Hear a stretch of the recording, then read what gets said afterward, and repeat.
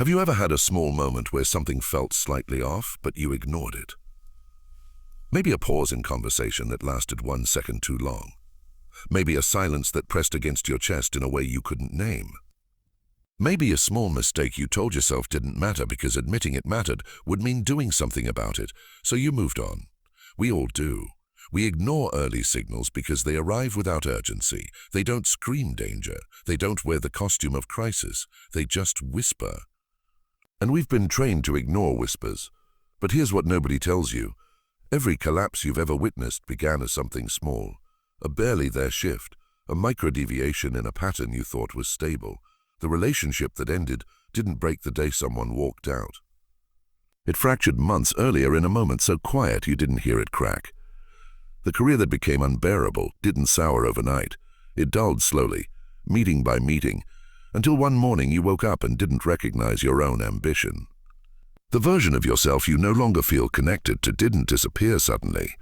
It faded in tiny increments while you were busy maintaining the appearance of consistency. The real question isn't what to do when everything falls apart. The real question is this: what if control doesn't live at the end, when you're managing the wreckage? What if control lives at the beginning, when the signal is still small, when the system can still listen, when a slight adjustment in direction changes everything downstream? Your brain is not passively experiencing your life. It is actively predicting it. Right now, as you hear these words, your mind is running models, scanning for patterns, calculating probabilities you're not consciously aware of.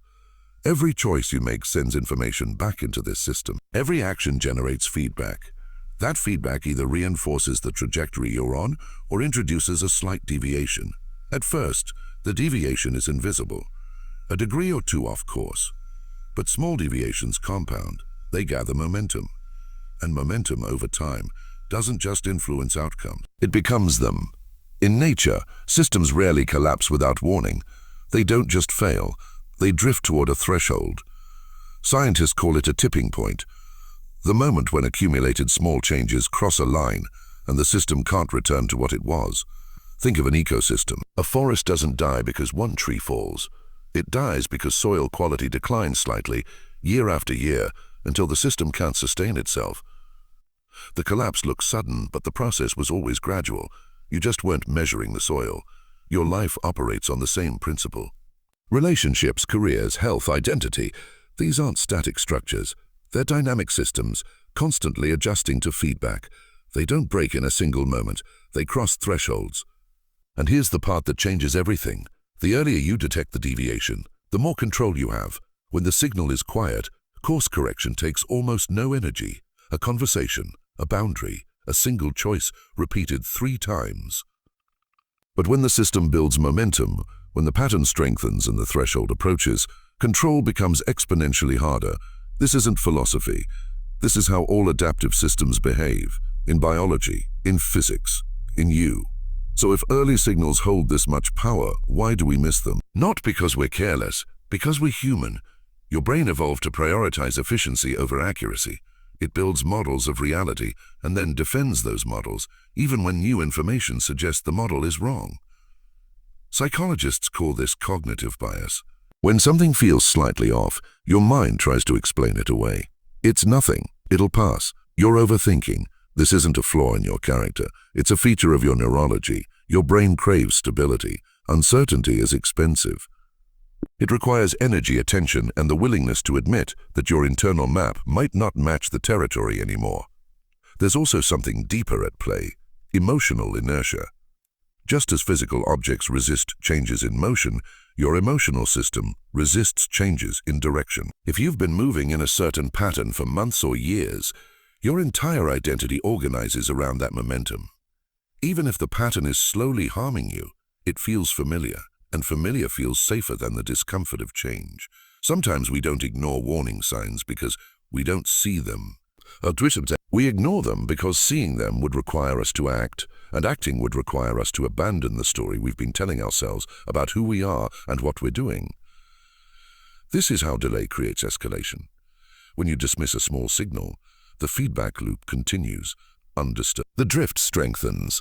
The gap widens, and because your system is designed to maintain coherence, it will hold the structure together even as the foundation erodes.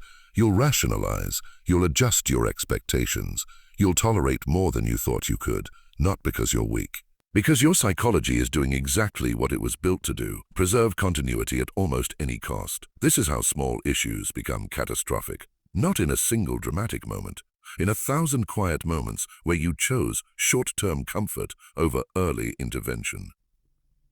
A tipping point isn't mystical, it's mathematical. It's the moment a system crosses a threshold where change becomes self-reinforcing. Before that line, you have flexibility, you can still guide the direction. After that line, the pattern begins to guide you. The momentum takes on a life of its own. Choices that once felt open now feel inevitable. The path narrows. Once you cross the threshold, your options don't disappear, but they shrink dramatically. Not because you've lost all agency, but because the system has accumulated so much directional energy that altering course now requires massive force. Imagine a crack in a foundation. Early on, you can seal it with minimal effort. Ignore it, and the crack spreads. The structure compensates. Other parts weaken. Now repair isn't simple. It's reconstruction.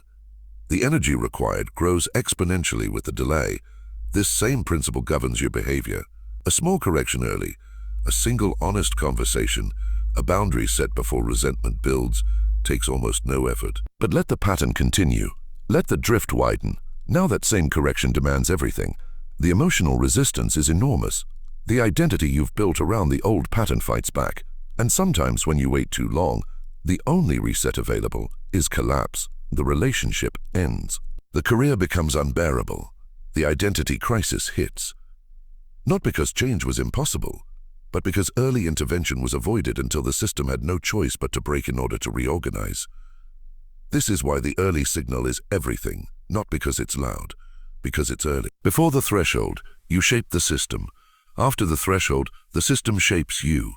Consider relationship drift. It almost never starts with betrayal or a dramatic fight. It starts with micro-withdrawals. You stop sharing the small things, the details of your day, the passing thoughts. At first it seems normal. Life gets busy, but emotional intimacy is built from small exchanges, not grand gestures. When those exchanges decrease, distance grows. Slowly, quietly. You're still in the same house, but something fundamental has shifted. One day you realize you're cohabiting with a stranger. The drift didn't happen yesterday. It happened across hundreds of yesterdays you didn't mark as significant. Career dissatisfaction follows the same trajectory. You don't wake up suddenly hating your work. It begins with small losses of meaning. A meeting that feels pointless. A task that used to engage you but now just drains you. A creeping sense that your effort isn't connected to anything you care about. At first, you tell yourself it's temporary. Everyone has bad weeks. But if the pattern continues, something inside you begins to shut down. Motivation doesn't vanish, it erodes. By the time you consciously recognize the problem, you've already been disengaged for months. Health neglect is even quieter. One missed workout isn't a crisis. One poor meal choice doesn't break your body. One late night doesn't destroy your sleep architecture. But your body is also a feedback system. It responds to patterns, not exceptions. Small daily choices compound in directions you don't notice until the momentum is undeniable. The energy you used to have, the clarity, the resilience, they don't disappear overnight. They fade in increments so small that each day feels roughly the same as the last, until one day it doesn't, and you wonder how you got here. Identity misalignment might be the hardest drift to detect because it happens inside you. It's the slow recognition that the story you tell about yourself no longer matches what you actually feel. Maybe you've changed. Maybe the role you're playing doesn't fit anymore, but you keep performing it because everyone expects it, including you. The dissonance builds. Not loud, just constant. A low hum of inauthenticity you can't quite name. All of these problems share a structure. They start small. None of them become complex suddenly. Complexity is the result of accumulation. And accumulation happens because the early signal, the one that mattered most, was too quiet to demand attention. Between the first deviation and the full spiral, there's a window. Call it the awareness window. It's the space where the system hasn't locked into irreversible momentum yet. Nothing has broken. Change is still soft, but the signal is already present. faint but present. Most people miss this window not because they're not paying attention, but because they're paying attention to the wrong things. They're watching for crisis. But crisis is the end of the pattern, not the beginning. In this window, what you feel most often isn't fear, it's discomfort. A low-grade unease, a sense that something isn't quite right, even though you can't point to anything objectively wrong. Many people try to suppress this feeling because it doesn't come with clear instructions. It's vague, uncomfortable, easier to dismiss. But discomfort isn't noise, it's signal. It's your system telling you that somewhere, something is starting to drift. Anxiety, too, is often misunderstood. We treat it like a malfunction. But sometimes anxiety is an early detection system. It appears when your brain senses a mismatch between your current trajectory and your deeper needs. Instead of immediately medicating it or distracting yourself from it, try listening to it, not indulging it. Listening. What part of your life is generating this tension? What pattern is your system trying to alert you to? You don't need perfect clarity to act. You only need enough awareness to interrupt the loop before it strengthens, because control isn't about avoiding all problems. Control is about catching this signal before it becomes momentum. When you learn to read your internal feedback, you shift from reactive to responsive. You stop waiting for collapse to force change. You intervene early, when change is still a choice. If you want to protect the outcome, the move isn't to force transformation. It's to interrupt the harmful loop before it calcifies. Start by creating space between stimulus and response. Most destructive patterns survive because they're automatic. Something happens. You react. The loop closes. No awareness entered the system. But if you can insert even a small pause, even 3 seconds of observation before reaction, you weaken the circuit. Slow down decisions that feel urgent but aren't. Urgency is often a story your anxiety tells you to avoid discomfort. Ask different questions, not just what should I do, but what pattern is repeating here? What is quietly pushing me toward this choice? What am I avoiding by moving fast? You don't need to overhaul your entire life. Small behavioral adjustments, repeated consistently, can shift trajectory. A micro change in direction is enough. Maybe it's 5 minutes of reflection before bed. Maybe it's removing one source of chronic stress. Maybe it's choosing one grounding habit and protecting it. Systems respond to direction, not scale. Even a tiny change sustained over time moves the outcome onto a different path. You're not trying to rebuild everything. You're trying to stop the loop from running on autopilot so a new direction can begin forming. That's all. Interrupt. Observe. Adjust. Many people think control means force. The ability to impose your will on reality. But real control isn't dominance, it's timing. It's recognizing change early enough to influence direction before the system commits its energy. When collapse has already begun, options narrow naturally. The system is moving with momentum. Trying to force stability at that stage often creates more chaos. It's like trying to stop a boulder mid-roll by standing in front of it. The energy is already committed.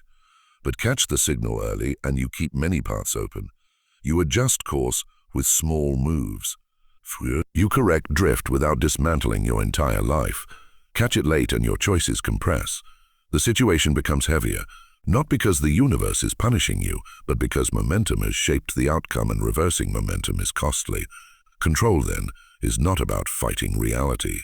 It's about recognizing change while it's still soft enough to guide. The earlier you see the pattern, the more freedom you retain. Timing is the deepest form of power in any complex system. The outcomes you experience are not random. They are the visible edge of patterns repeating beneath the surface. Every choice, every reaction, every small behavior you normalize contributes to the structure forming around you. This doesn't mean your life is predetermined.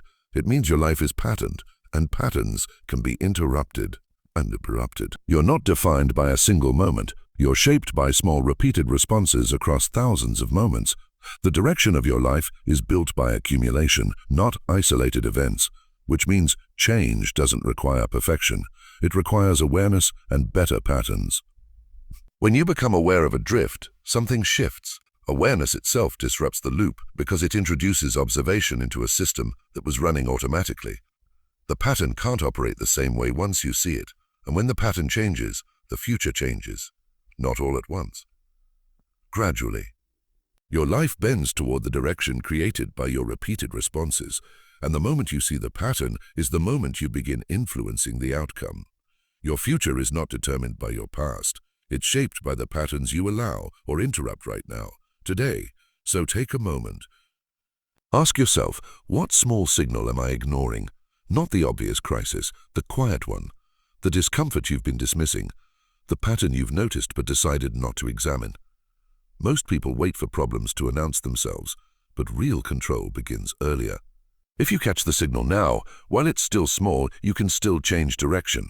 You don't need to solve everything. You only need to stop the pattern from continuing automatically. Early awareness is freedom.